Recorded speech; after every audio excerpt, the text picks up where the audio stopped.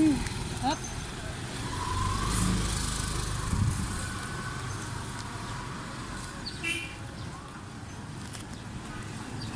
Push. Susuot ba to? Tapos isa lang, ito kulang ito. Good morning po. Muna po, pasok po. Okay lang po ba dalawa kami? Opo, opo. May record ako. Ano ba? Meron ako. Si Tato po. Tato. T-A-T-O.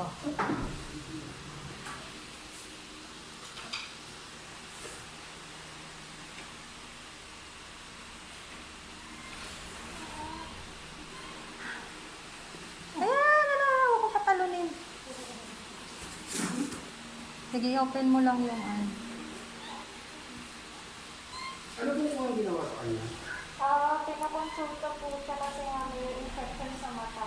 Kasi, Ipapaanuhan lang po sana namin, patitingnan namin kasi namamaga naman ngayon yung bibig niya.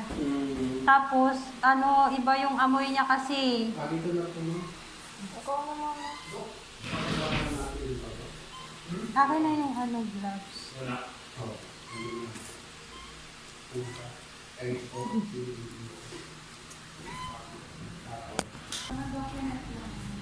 Ma'am, magkano naman po ulit? Morning po. Good morning po. Naka-play na. Kanino ka pala naka-play? Hindi ko alam.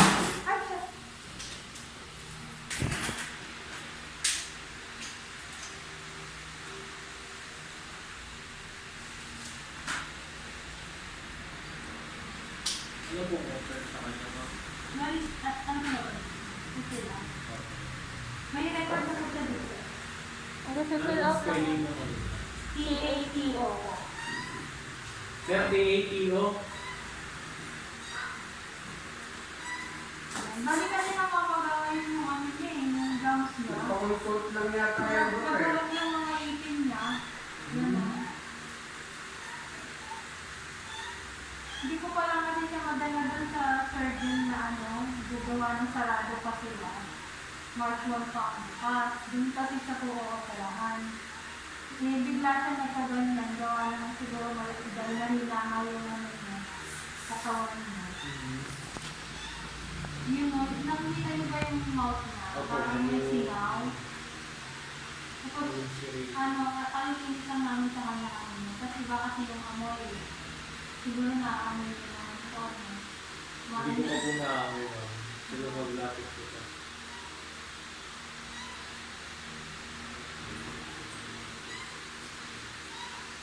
Papilot ngayon, ano na ako ng papilot? Pipilaw ka lang.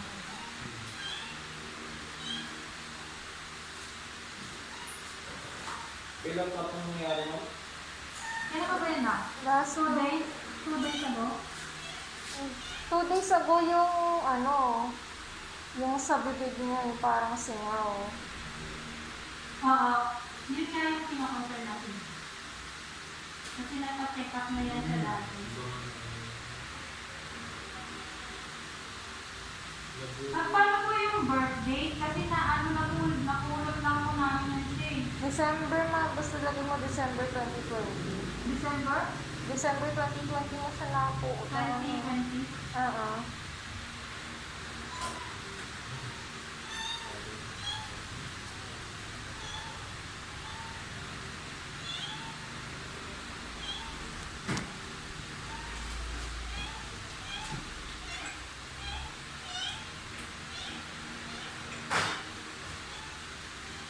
Two days ago na po yan, ma'am, yung sa bibig niya. Opo, 2 days ago po na napansin. Kasi parang lalong tumapang yung amoy. Tapos napansin namin na namamaga yung kalahati ng mukha niya. Yung una, hindi ko matignan. Kasi nga ayaw niya magpahawak, nasasaktan siya. Anong kulay na? Ginger ba tawag? Ginger. Tapos, yung yung next, nung nililinis ko yung mata, sinecheck ko rin sa bibig, doon may nakita akong dilaw, so parang lana. Tapos doon napansin ko na parang hindi siya singaw. Actually, ma'am, yung face niya kasi, ito yung sa bibig mo, malapit lang yan sa utak niya. Necrotic po yan, nabubulok. Kaya po ganyan yung amoy niya. So mas maganda po, huwag niyo nang antayin yung March 1 na na-surgery siya. Kasi baka mamaya, ilang araw pa yun eh. 27, 28. Yung problema kasi sir, wala kaming budget. Kailangan ko kasi ng budget dyan eh. Ang gusto ko sana mangyari, yung meron lang muna siyang mainom para ma-slow down yung ano, yung process nung para sa mouth niya ba. Ang magagawa lang po din ma'am, makapag-reseta lang muna ako ng antibiotic, pero hindi po yun sigurado na matatanggal po natin yung necrosis ma'am. Kasi ang rin nga po, kailangan may surgery. Basta ma-slow down lang siya until March 1, kasi March 1 ko po siya dadalo naka-schedule doon. Yun lang po yung kailangan ko. Tapos kung ano po bang pwede pa rin para lumakas yung system niya, vitamins po. Vitamins ma'am, vitamins. Saka yung booster sa asa. Yun po, kahit yun na lang po muna yung, kasi yun lang po siguro yung kaya kong ano, gastusan niya yun.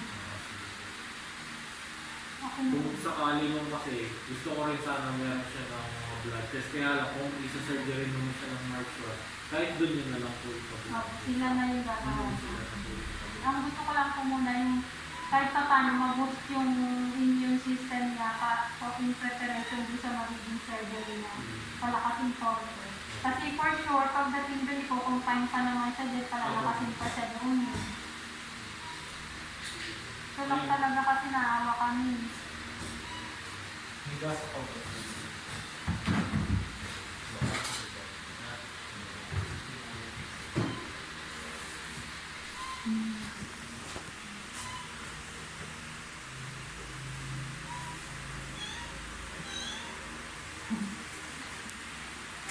Nakaw.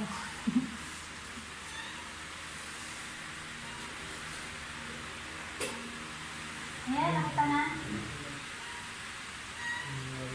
Okay, open.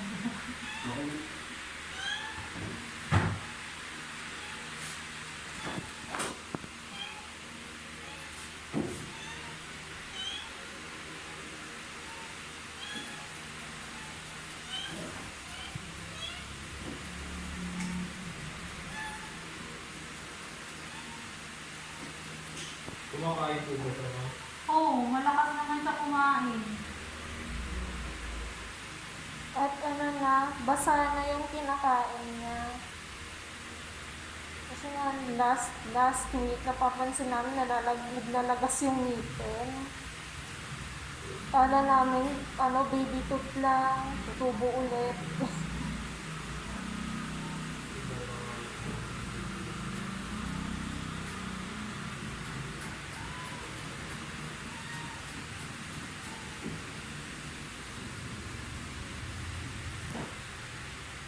Yung kailan niyo siya mamilinisan? Araw naman po siya.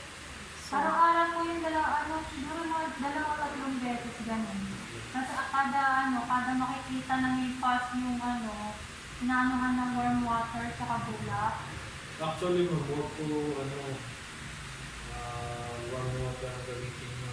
Ay, Kung ganun. makakabili kayo ng po, ng yung parang yung pang square, yung kulay green, Pang zero. yung MSS, yun na lang po gamitin nyo. Huwag na water.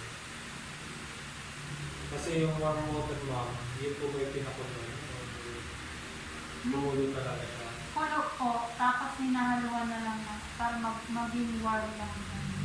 Kasi mas gusto po actually ng bacteria yung Ay, ganun. yung tubig. Kaya baka mamaya mas lumalala kayo yung condition. Ay. Ang magkano po ba yung ganun? Kung bibili po kayo ng sa Mercury, hindi mo kaya abutin siguro ng 300 po sa ganun. Dextrose water po ba yung sinasabi niya? Hindi naman. Ako yung sa dextrose, yung kulay green yung bibili ko, yung SS. At okay lang po yun na hindi maubos agad. Hindi naman po ma'am kailangan yung ubusin lang. Kailangan nyo lang siya pang-linis na po. Para sigurado kayo na sterile po yung pinanlilinis. Sterile water, ano tawag nila? Sterile water po.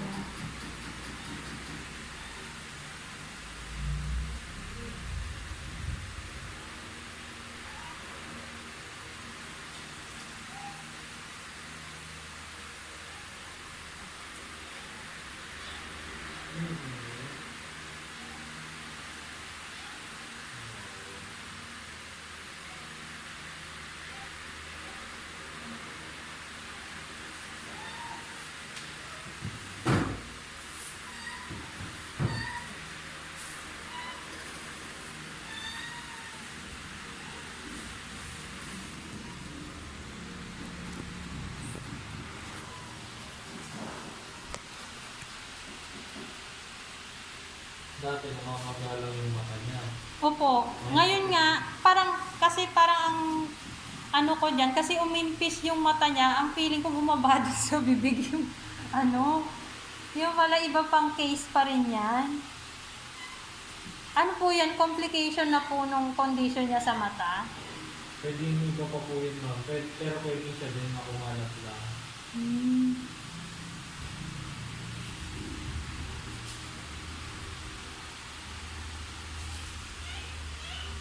Sakit, nasasaktan siya eh. Sakit talaga yun eh. Saka maputla pati yung kulay niya. Sige po.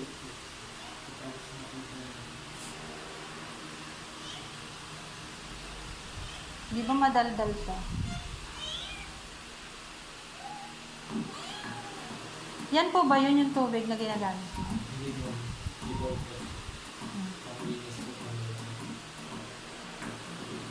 Pero hindi po siya alcohol. Hindi. Hydrogen peroxide. Hydrogen peroxide puro o nakahalo po sa tubig? Ano po siya solution na?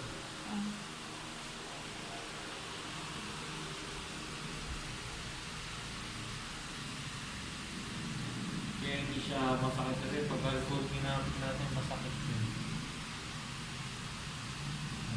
Sira na rin yung mga ngipin.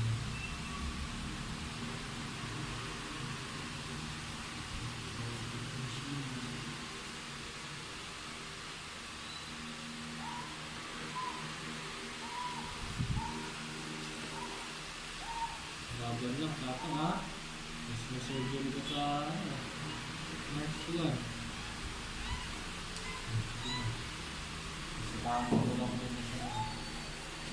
Bilib nga din ako dyan kasi ang lakas ng ano yun, immune system niya. Pero yung December pa ganyan ang ano niya eh, condition niya, hindi namin siya madala-dala.